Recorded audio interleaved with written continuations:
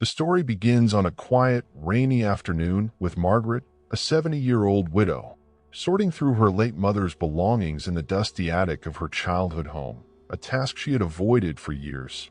She had always felt a mix of nostalgia and sadness when entering the attic, where remnants of her mother's carefully kept life were stored in aging cardboard boxes. As she sifted through photo albums, yellowed letters, and forgotten trinkets, she stumbled upon a worn leather-bound folder that seemed out of place among the neatly organized keepsakes. Inside, she found an old handwritten will, dated decades ago, naming a mysterious beneficiary alongside herself. The name Claire Edwards jumped off the page and sent a chill down her spine, for Claire had been her childhood best friend, a name she had not spoken aloud in over 50 years. Memories of carefree summer days, whispered secrets, and schoolyard laughter flooded her mind, but they were tainted by a long-buried sense of betrayal and pain. She wondered why her mother, who had always seemed indifferent to her friendships, would include Claire in such an important document. With trembling hands, Margaret read the specific details. A modest sum of money and a piece of land were to be shared equally between the two, a puzzling and deeply personal gesture that made little sense given how their lives had diverged. Margaret sat back on the attic floor, her heart pounding as questions overwhelmed her. Why had her mother, a woman known for her meticulous nature, chosen to involve Claire in her will? Did her mother know something about their fractured friendship that she didn't? And more importantly, why had she never mentioned this to her? The discovery left her restless that night, unable to sleep as she replayed her last conversation with Claire in her mind, a bitter argument that ended with accusations neither of them could take back. The rift had been final. Claire moved away shortly after, and they had never spoken again. The will felt like a cruel joke, reopening wounds Margaret had worked hard to forget. Yet, beneath the initial sting, there was a flicker of something else, curiosity, perhaps even hope. What had Claire become in all these years? Did she even know she was mentioned in the will? More importantly, did she still hold the same bitterness, or had time softened the edges of their painful parting? Determined to find answers, Margaret decided she couldn't ignore this ghost from her past. She knew she had to uncover why her mother had made this choice, even if it meant reliving moments she'd rather forget. But as she prepared to dig deeper, a heavy sense of apprehension took root. What if uncovering the truth led to more pain than she could bear? What if it revealed a side of her mother she didn't want to know? Standing on the precipice of the past, Margaret realized she was about to embark on a journey that could either heal old wounds or cut them open even deeper. Little did she know, this was only the beginning of a story far more intricate than she could imagine, one that would challenge everything she believed about friendship, family, and forgiveness. As Margaret sat in her dimly lit living room with the will spread out on the coffee table, she couldn't help but let her mind wander back to the days when Claire Edwards wasn't just a name on an old piece of paper but a living, breathing part of her world. They had been inseparable, a duo so close that their small-town neighbors often mistook them for sisters. Margaret could still picture Claire's vibrant red hair catching the sunlight as they ran barefoot through the fields, their laughter blending with the summer breeze. Together, they shared everything, their dreams, their fears, and their plans for the future, which always included each other. But the memory of their bond came hand in hand with the recollection of the event that shattered it, a betrayal so profound that it left a scar Margaret had long buried but never truly healed. The fight had started over something small, as most catastrophic arguments do, but it escalated into something neither of them could control. Harsh words were exchanged, secrets were revealed, and accusations were hurled like daggers. Margaret had accused Claire of stealing something precious from her, a trust that couldn't be easily repaired.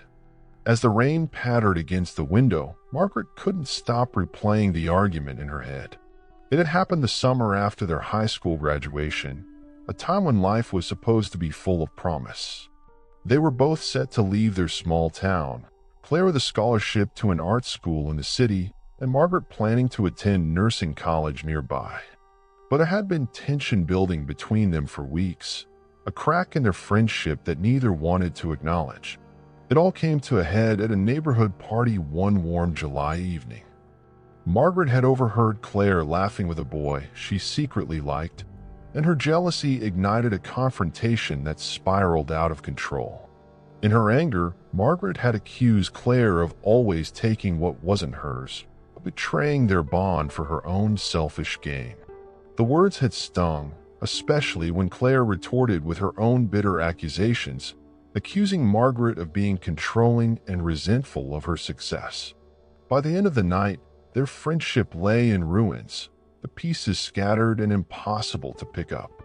After the fight, Claire had left for the city earlier than planned, cutting off all communication. Margaret had tried to convince herself she didn't care, that she was better off without Claire, but the truth was more complicated. For years, she carried the weight of regret, wondering if she had been too harsh, if there was a way to fix what had been broken. But pride and the fear of rejection kept her from reaching out.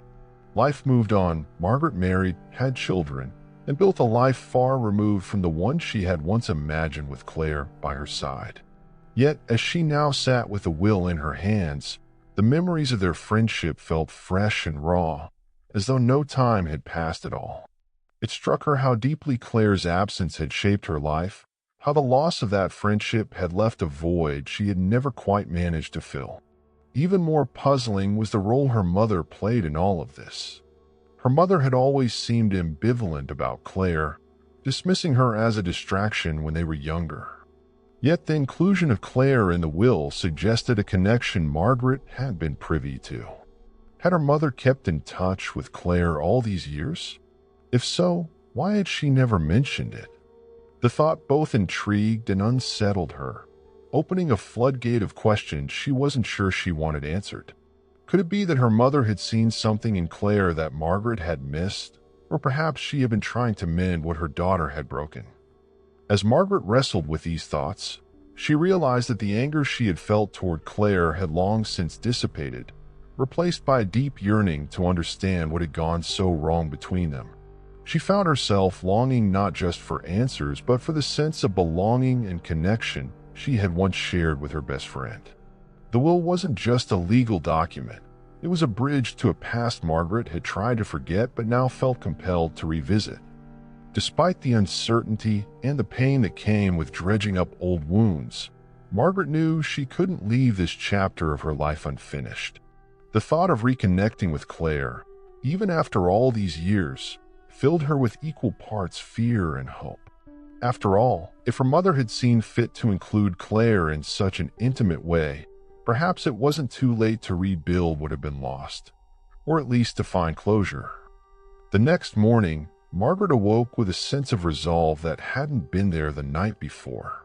The will sat on her bedside table like a silent reminder, daring her to take the next step. She had always been cautious, hesitant to disrupt the fragile order of her life, but something about this situation felt different. It wasn't just about satisfying her curiosity or honoring her mother's wishes. It was about confronting the shadows of her past and perhaps finding some semblance of peace. Gathering her courage, Margaret decided to take the first step, finding Claire. But as she booted up the outdated computer her grandchildren had gifted her last Christmas, a wave of doubt washed over her. What if Claire didn't want to be found? What if she had moved on, built a life so far removed from their shared past that Margaret's attempt to reconnect would be seen as an intrusion? These thoughts swirled in her mind as she typed Claire Edwards into the search bar, her hands trembling slightly with each keystroke. The results were overwhelming. Pages of information appeared, most of it irrelevant. Other women with the same name, social media profiles, and even obituaries. Margaret's heart skipped a beat at the thought that Claire might no longer be alive, but she quickly pushed the idea aside, refusing to let fear paralyze her. After hours of scrolling through profiles and articles, she stumbled upon a small obituary for someone named Helen Edwards, listed as Claire's mother. The notice mentioned a surviving daughter, Claire Edwards, and an address in a quiet suburb not too far from the city. Margaret's chest tightened. This wasn't a tangible lead. But now that she had the information, the real challenge began. Reaching out. For days, Margaret wrestled with how to make contact. Should she write a letter? Call her? Show up unannounced? Each option felt fraught with potential pitfalls. She eventually settled on writing a carefully worded letter, one that balanced sincerity with caution. Sitting at her dining table with a pen in hand, Margaret struggled to find the right words. How do you address someone you haven't spoken to in over 50 years, especially when the last words you exchanged were filled with anger and hurt? After several failed attempts, she finally managed to craft a letter that felt honest. Dear Claire, I hope this letter finds you well, though I realize it may come as a surprise. It has been many years since we last spoke, and there's so much I wish I could say. But I'll start with this. I recently discovered something that has your name on it, a part of my late mother's will. I don't know why she included you, but it has made me reflect deeply on our past and the friendship we once shared. If you're willing, I'd like to reconnect, even if only to understand why our lives have intersected in this unexpected way. Please know that I hold no bitterness, only a desire to find closure and perhaps a chance to mend what was broken. I hope to hear from you soon. Warm regards, Margaret. Margaret read the letter over a dozen times before folding it carefully and placing it in an envelope. The act of sending it felt monumental, as if she were opening a door to a part of her life she had sealed off long ago. When she finally dropped it into the mailbox, her heart was pounding so loudly she could hear it in her ears. Now all she could do was wait. Days turned into weeks, and the silence was deafening. Margaret found herself checking the mail obsessively, her anticipation tinged with growing anxiety. Had Claire received the letter? Was she ignoring it? Or worse, was she unable to respond for reasons Margaret hadn't considered? Just as she was about to give up hope, a plain white envelope appeared in her mailbox, addressed in a handwriting that felt achingly familiar. With trembling hands, she opened it and began to read. Dear Margaret, I was surprised to receive your letter, but not unhappy.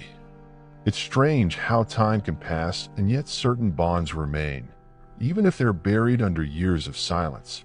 I must admit, I hesitated before writing back.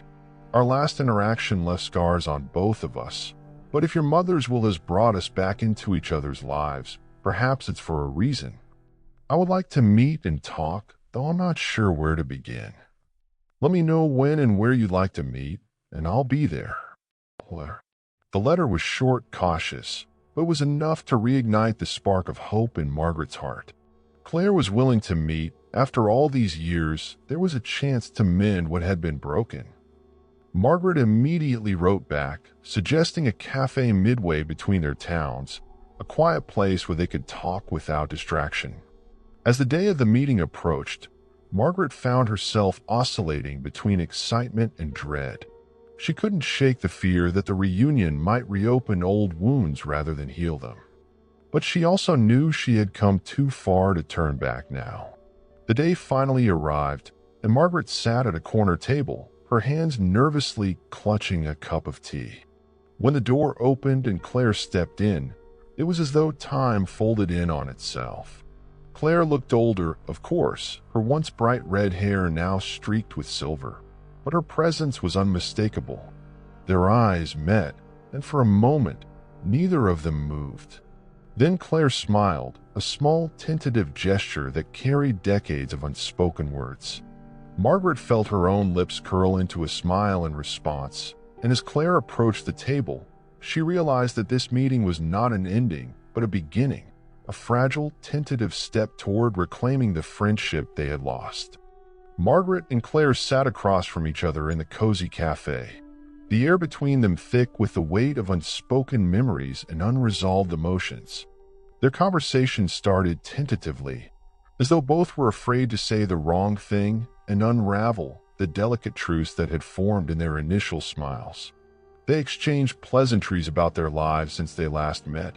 Claire spoke of her years as an art teacher and how she had retired to care for her ailing mother, while Margaret shared snippets of her own life as a nurse, a wife, and later a widow. But as the minutes ticked by, it became clear that they were both circling around the real reason they were there. Finally, Claire leaned forward, her eyes searching Margaret's face. "You said your mother's will brought us here," she began, her voice tinged with curiosity and apprehension. "What exactly does it say?" Margaret hesitated, fumbling with the folder she had brought with her. "It's unusual," she admitted, pulling out the document and laying it on the table. "She left a piece of land and a small sum of money to both of us, but there's a condition attached." Claire's brow furrowed as she scanned a text, her lips moving silently as she read. "We're supposed to work together to restore the old family cottage," Margaret explained, her voice barely above a whisper. "Apparently, it was one of her wishes, though she never mentioned it to me while she was alive. The cottage, located in a secluded part of the countryside, had been abandoned for decades, a relic of their shared past that neither of them had thought about in years. As children, they had spent countless summers there, playing in the nearby woods and creating imaginary worlds in the ramshackle old house. But the cottage had fallen into disrepair long before their friendship did, and its current state was a mystery to both of them." Claire set the paper down, her expression a mixture of disbelief and intrigue. "Your mother always had a way of surprising people," she said with a faint smile. "But why would she want us to do this? What's the point?" Margaret shrugged, though the same question had been gnawing at her since she first read the will. "Maybe she thought it would bring us back together," she ventured, her tone laced with uncertainty. "Or maybe she just wanted the cottage restored and figured we were the only ones who would care enough to do it." The ambiguity of her mother's intentions left them both unsettled, but neither could deny the pull of the challenge. The terms of the will stipulated that the inheritance would only be granted if the cottage was fully restored within a year, a task that seemed daunting given their age and the state of the property. For Claire, the idea of returning to the cottage was bittersweet. It had been a place of joy and innocence, but it was also where she had spent some of her most painful moments, grappling with her family's struggles and the unraveling of her friendship with Margaret. "Do you think we can even do it?" she asked, her voice tinged with skepticism. Margaret met her gaze, her own doubts mirrored in Claire's eyes. "I don't know," she admitted, "but I think we owe it to her to try."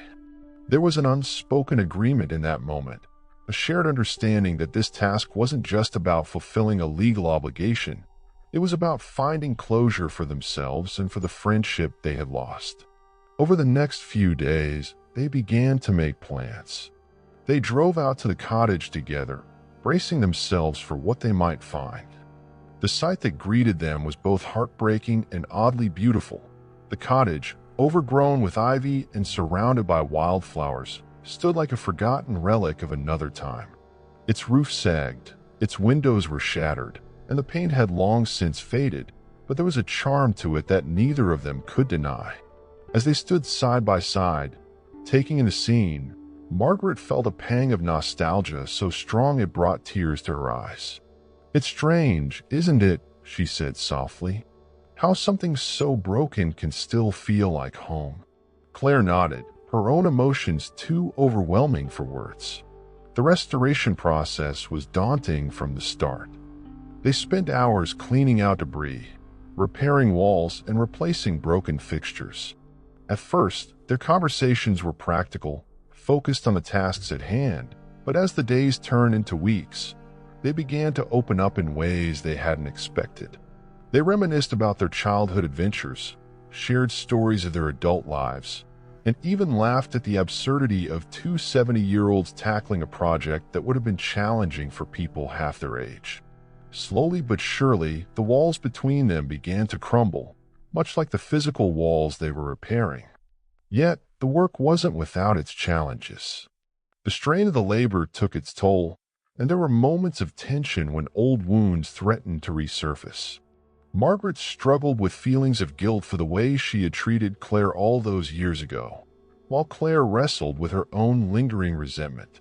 But each time conflict arose, they found a way to work through it, driven by a shared determination to see the project through. The cottage became more than just a physical space. It became a symbol of their effort to rebuild what had been lost, piece by piece. As the months went by, the cottage began to transform. The roof was repaired, the walls were painted, and the once dilapidated interior started to resemble the cozy haven they remembered from their youth. The process was exhausting, but it was also healing, offering them a chance to reflect on their past and rediscover the bond that had once defined their lives. By the time the restoration was nearly complete, Margaret and Claire had not only fulfilled the terms of the will, but also rekindled a friendship they had thought was lost forever. Yet, as they stood in the newly restored cottage, admiring their work, they couldn't shake the feeling that there was more to their journey than they had yet uncovered. As the final touches on the cottage came together, Margaret and Claire found themselves lingering over small details: the choice of curtains, the arrangement of furniture, the placement of photographs they had unearthed during their cleaning. The process had been more than physical labor. It had become a bridge between their shared past and an uncertain future. Yet, amidst the warmth of rekindled friendship and the satisfaction of their hard work, a question lingered. Why had Margaret's mother orchestrated this project? The answer seemed just out of reach, hidden beneath layers of time and memory. It was only when Claire stumbled upon an old locked trunk in the attic of the cottage that the first hints of the truth began to surface. The trunk, heavy and covered in decades of dust, had been pushed into a corner and forgotten. "Do you remember this?" Claire asked, her voice tinged with both excitement and trepidation as she wiped away the grime. Margaret's brow furrowed as she examined the trunk, its brass lock tarnished but intact. "It looks familiar, but I can't place it," she admitted, her heart quickening with curiosity. They carried it downstairs, placing it on the kitchen table where the sunlight streamed in, illuminating the faint initials engraved on its surface. Margaret's breath caught. The initials were her mother's. The lock posed a challenge, but Claire, ever resourceful, found a screwdriver and pried it open with a satisfying click. Inside, the trunk was filled with items that seemed ordinary at first glance: letters, photographs, and a few personal effects. But as they sifted through the contents, a pattern began to emerge. The letters, all handwritten in her mother's distinctive script, were addressed to Claire's mother, Helen Edwards. Margaret's hand shook as she unfolded the first one, her eyes scanning the words with a mixture of disbelief and dawning realization. The letters spoke of a friendship between their mothers, one that mirrored the bond Margaret and Claire had shared in their youth. "I had no idea they were so close," Claire said softly, her voice breaking the silence that had settled over the room. Margaret nodded, her mind racing. "Neither did I. She never mentioned it."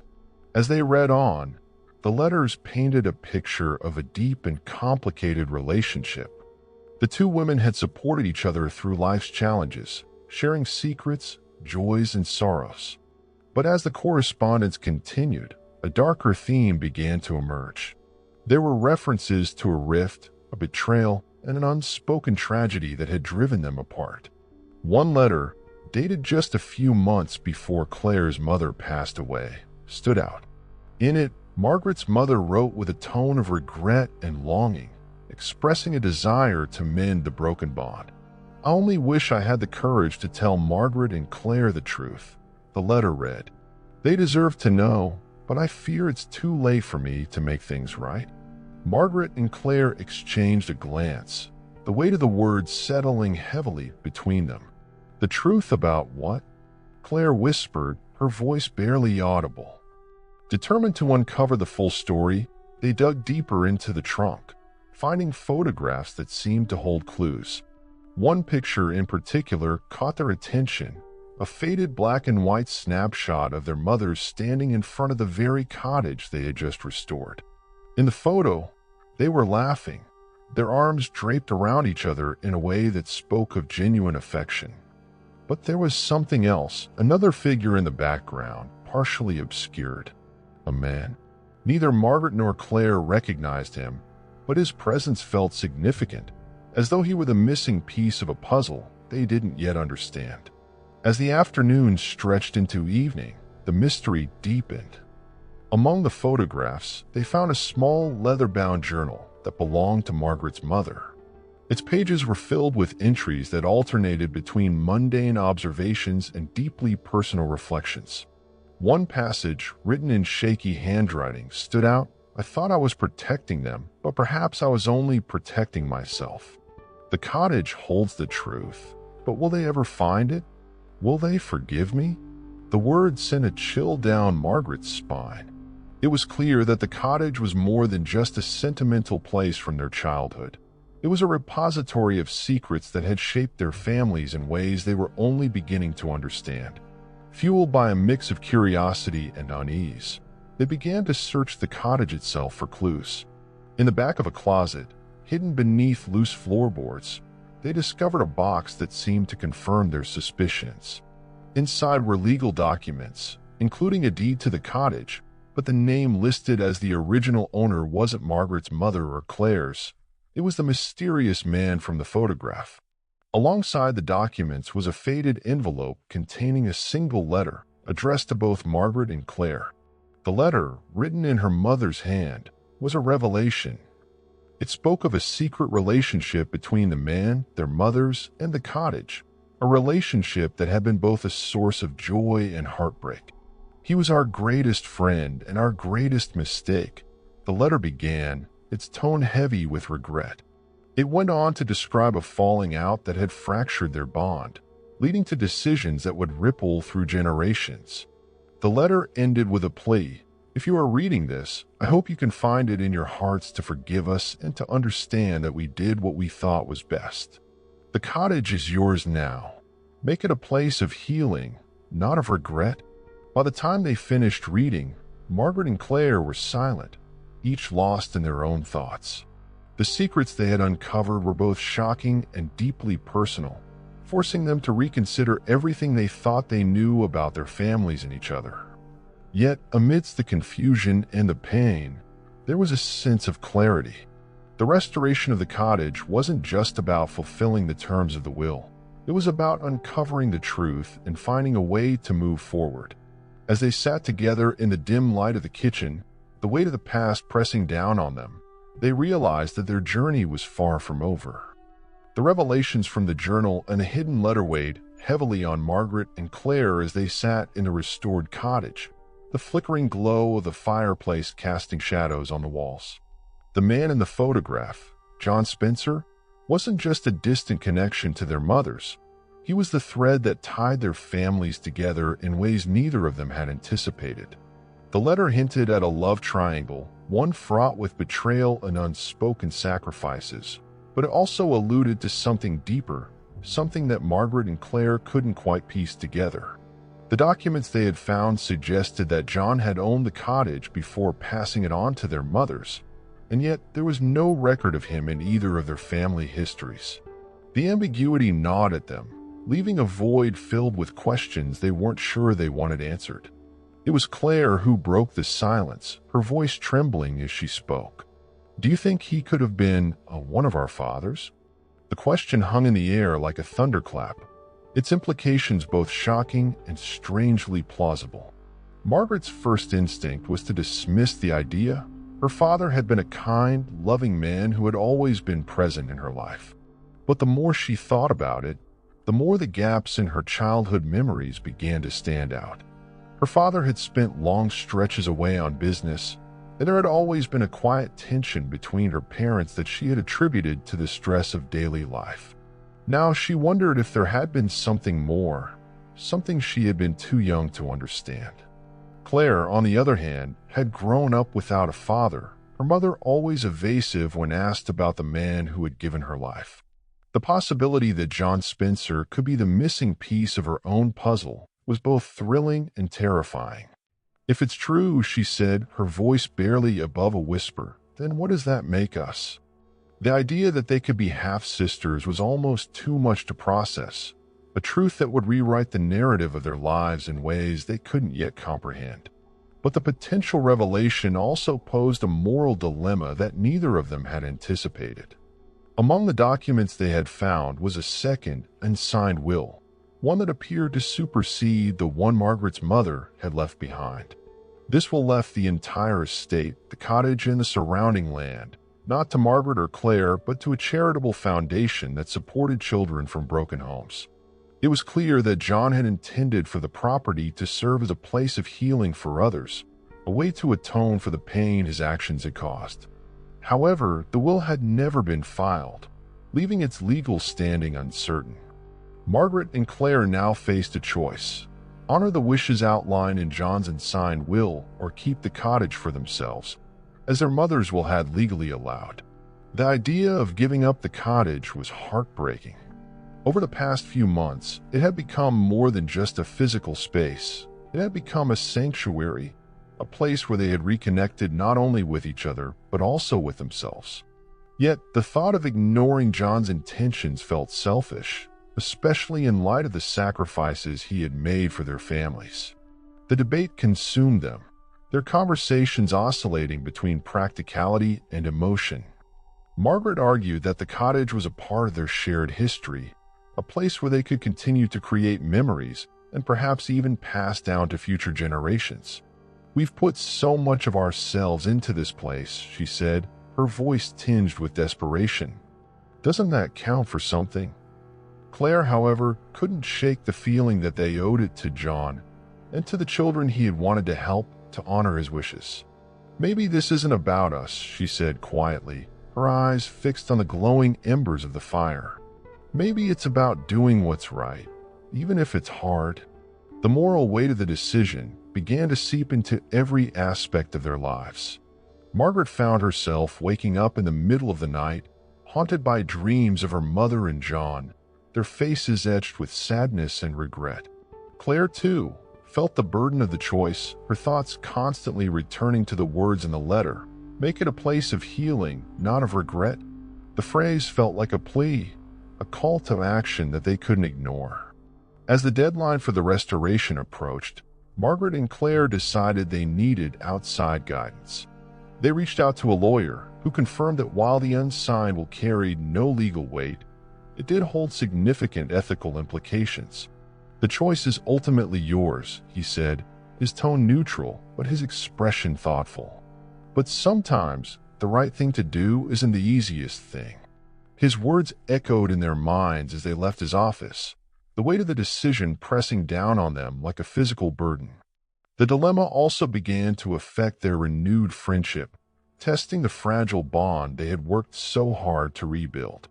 Margaret accused Claire of being too idealistic, of letting guilt cloud her judgment, while Claire argued that Margaret was being selfish, clinging to the cottage out of a sense of nostalgia rather than necessity. Their arguments grew heated, threatening to undo the progress they had made. But each time, they found a way back to understanding, their shared history reminding them of the importance of their connection. In the end, they realized that the decision wasn't just about the cottage or the will. It was about who they wanted to be moving forward. Were they the kind of people who clung to the past, or were they willing to let go and create something meaningful from the ashes of their family's mistakes? The answer wasn't clear, but they knew they had to make it together. As they stood outside the cottage one crisp autumn morning, the leaves swirling around them in a kaleidoscope of color, Margaret reached for Claire's hand. "Whatever we decide," she said softly, "we do it together." Claire nodded, a tear slipping down her cheek. Together.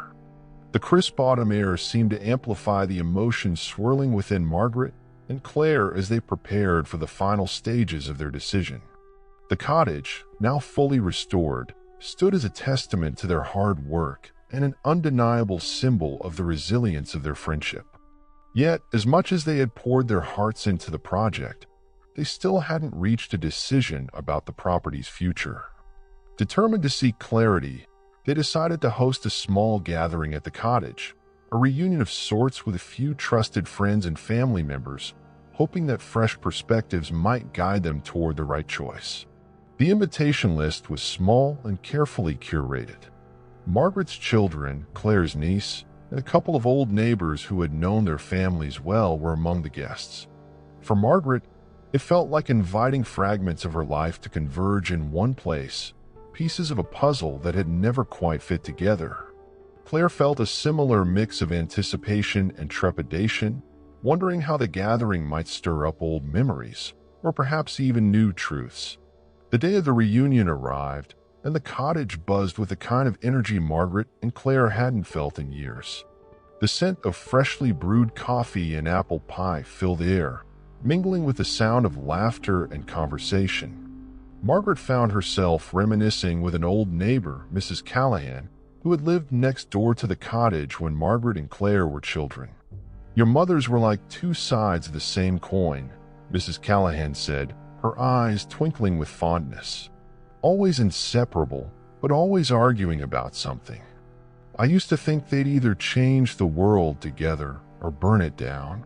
Her words were lighthearted, but they struck a chord with Margaret, reminding her of the duality of her relationship with Claire, a bond that had been both beautiful and fragile. As the day unfolded, Claire's niece, Emily, unearthed a box of old photographs that had been tucked away in one of the cottage's closets. The photos, weathered but intact, captured moments of their childhood alongside snapshots of their mothers and John Spencer. One photo in particular drew everyone's attention. It showed their mothers sitting on the cottage's front porch, arms around each other, with John standing slightly off to the side, a faint, enigmatic smile on his face. "He looks like he doesn't belong," Emily remarked, her youthful bluntness cutting through the room. "But also, like he's the reason they're all there." The comment sparked a wave of reflection among the guests. Margaret and Claire listened as Mrs. Callahan shared stories of how John had been a frequent visitor to the cottage, often bringing gifts and helping with repairs. "He was a kind man," she said, her voice soft with nostalgia. "But there was always something complicated about him. He seemed to carry a weight that none of us could quite understand." The conversation deepened as other guests chimed in, painting a picture of a man who had been both loved and misunderstood, a man whose presence had shaped their mothers' lives in profound but often unspoken ways. It was during this exchange that a startling revelation emerged. One of the neighbors, Mr. Peterson, mentioned offhandedly that John had once told him he considered the cottage a safe haven for his chosen family.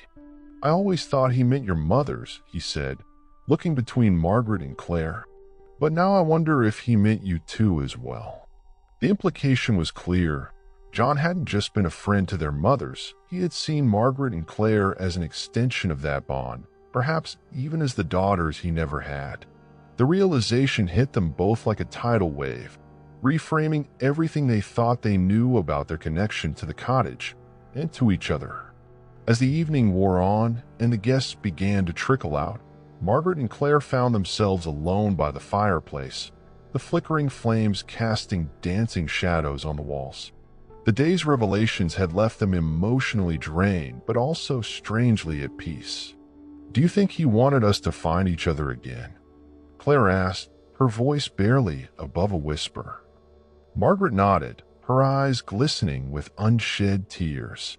"I think he knew we needed each other more than we realized," she said. "And maybe this cottage was his way of making sure we didn't forget that." Their conversation turned to the decision that still loomed over them: what to do with the cottage.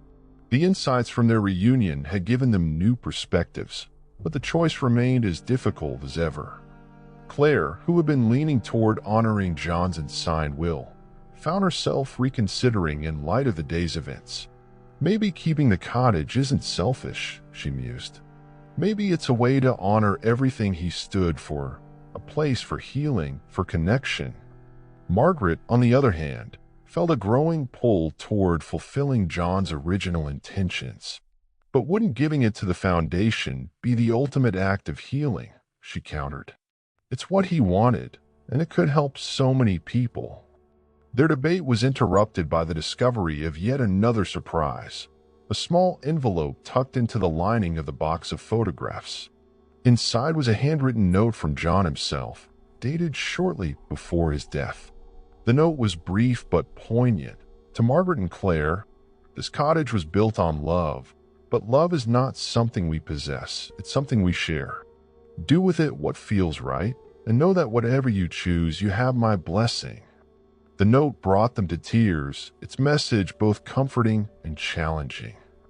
It offered no definitive answer, leaving the decision squarely in their hands. But it also gave them a sense of freedom, a reminder that their choice didn't have to be perfect, it just had to be true to their hearts. As they sat together, holding the note between them, Margaret and Claire realized that the reunion had given them more than just answers about their past. It had given them a renewed sense of purpose and a deeper understanding of what truly mattered. The cottage, for all its history and symbolism, was ultimately just a place. What truly mattered was the bond they had rebuilt, the love and forgiveness they had found in each other. And in that moment, they knew that whatever decision they made, it would be the right one because they would make it together. The cottage stood silent in the twilight, its freshly painted walls glowing softly in the fading light as Margaret and Claire sat in the living room, the weight of their discoveries settling over them like a heavy quilt. They had planned to spend one last evening in the cottage before making their final decision, hoping the stillness of the night would help them find clarity. But as they sorted through the last remnants of the trunk, one final envelope slipped from the folds of an old quilt, landing at Claire's feet.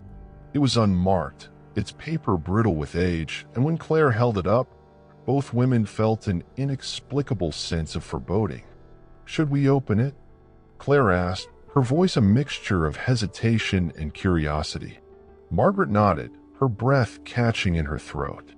Inside was a single sheet of paper, its edges frayed but its words carefully preserved. As Margaret unfolded it, her heart sank.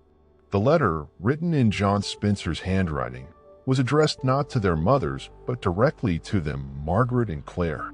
"If you're reading this," it began, "then you've done what I hoped you would. You found your way back to each other. But there is something you deserve to know, something I couldn't tell your mothers while they were alive." The letter went on to reveal a truth that neither of them could have anticipated. John Spencer wasn't just a family friend or a distant benefactor. He was Margaret's biological father, and Claire's as well. The words blurred on the page as Margaret tried to process their meaning. All her life, she had believed her father to be the man who had raised her, a kind and steady presence who had passed away when she was in her 20s. The idea that another man, a man she barely remembered, had been responsible for her existence felt impossible, like a betrayal of everything she had held true. She glanced at Claire, whose face had gone pale as the implications sank in. "If he was my father," Claire whispered, her voice trembling, "then we're not just friends, Margaret. We're sisters." The revelation was staggering, a tidal wave of emotion that left them both reeling. Margaret struggled to reconcile the father she had known with the man John Spencer had been. His presence in their childhoods, always on the periphery, now took on new meaning. She remembered the way he had watched over them with quiet affection, the way he had seemed to take a special interest in their lives. At the time, she had chalked it up to his friendship with their mothers, but now it seemed clear that he had been protecting them in his own way, ensuring that they grew up with love and stability even if he couldn't claim them as his own. For Claire, the revelation brought a mixture of relief and sorrow. She had spent her life wondering about her father, imagining him as a distant figure who had abandoned her mother and left them to fend for themselves. To learn that he had been there all along, quietly watching over her, was both comforting and heartbreaking. "He wanted to be in our lives," she said, tears streaming down her face. "But he couldn't. He must have loved us, Margaret. Why else would he leave the cottage to us?"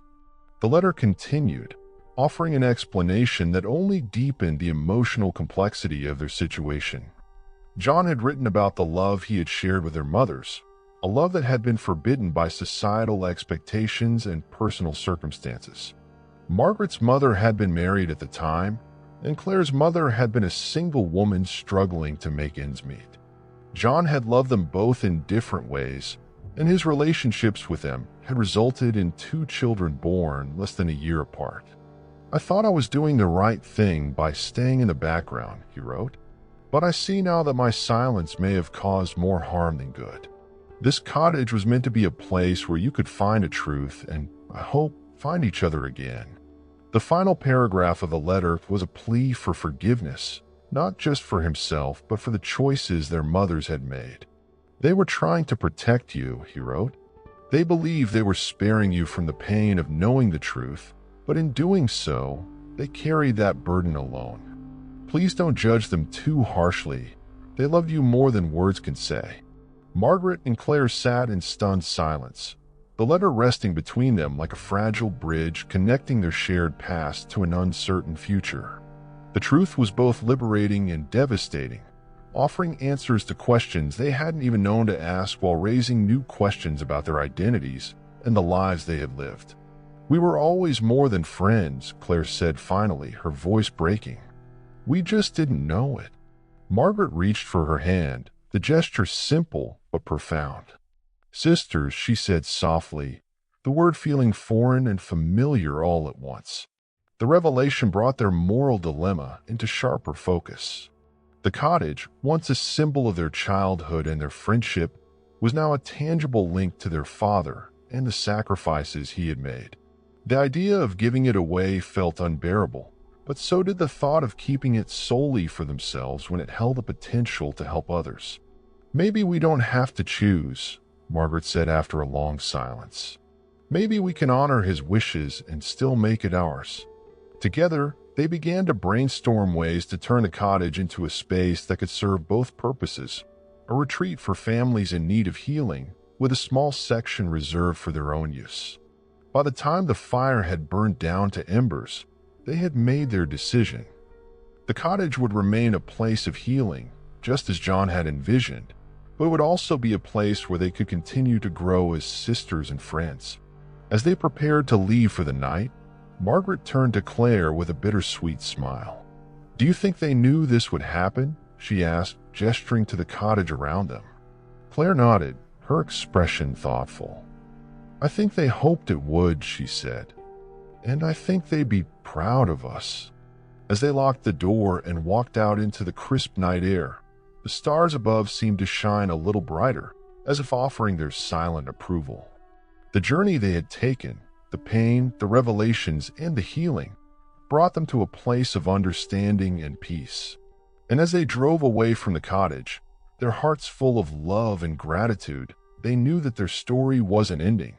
It was just beginning.